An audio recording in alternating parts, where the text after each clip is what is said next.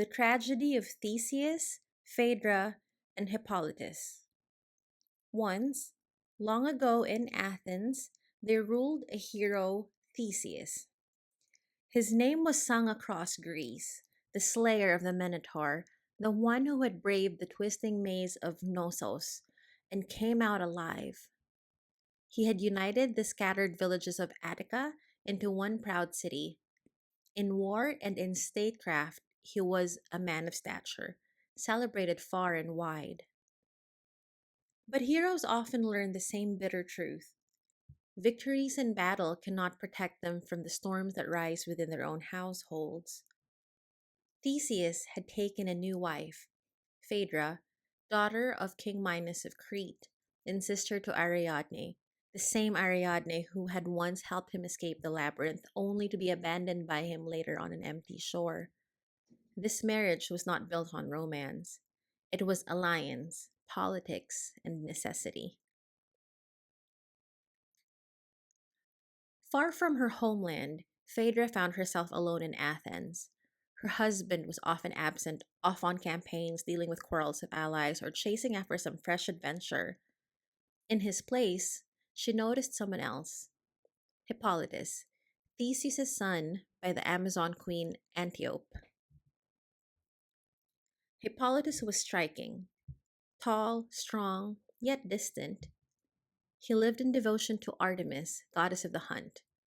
Unlike other young men, he rejected Aphrodite and the company of women.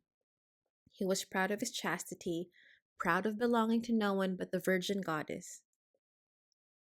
To many, that aloofness only made him shine more brightly. Phaedra looked, and she could not look away. At first, she tried to master it. She prayed. She avoided his presence. She scolded herself for weakness. But desire has a way of digging deeper the more it is resisted, and Aphrodite herself had seen to it that this desire would not fade. For the goddess of love had grown furious at Hippolytus. His worship of Artemis was an insult, a slight she would not forgive.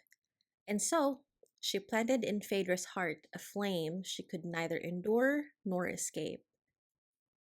At last, broken by torment, Phaedra confessed to her nurse.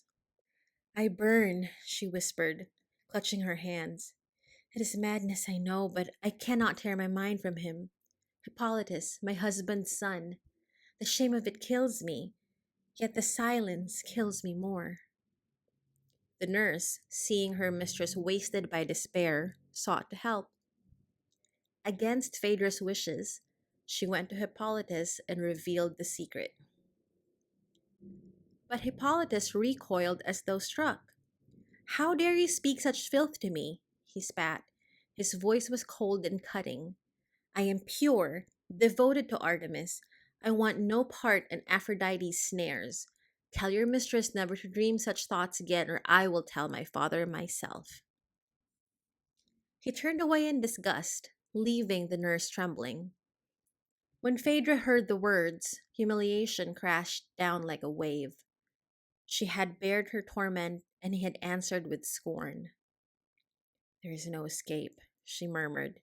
"No hiding from this. Better to end it than to live in shame." And so she made her choice. She took her own life, hanging herself in her chamber. But before she died, she left a letter for Theseus, accusing Hippolytus of attempting to seduce her. When Theseus discovered his wife's body and the damning letter beside it, fury overtook him. "My son," he raged, "my own blood, to dishonor my house so vilely? May the gods bear witness I will not forgive this." Without seeking the truth, blinded by grief and anger, he called upon Poseidon, for the sea god had once promised Theseus three curses to be used in his hour of need. This, he believed, was that hour.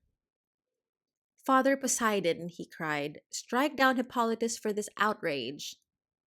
And Poseidon answered. Soon after, Hippolytus rode his chariot by the sea, horses strong and sure beneath him. But from the waves rose a monstrous bull, sent by the god. The horses panicked, veering wildly. The chariot smashed upon the rocks, and Hippolytus was dragged, broken, to his death. Only then, as his son's shattered body was brought before him, did the truth come clear.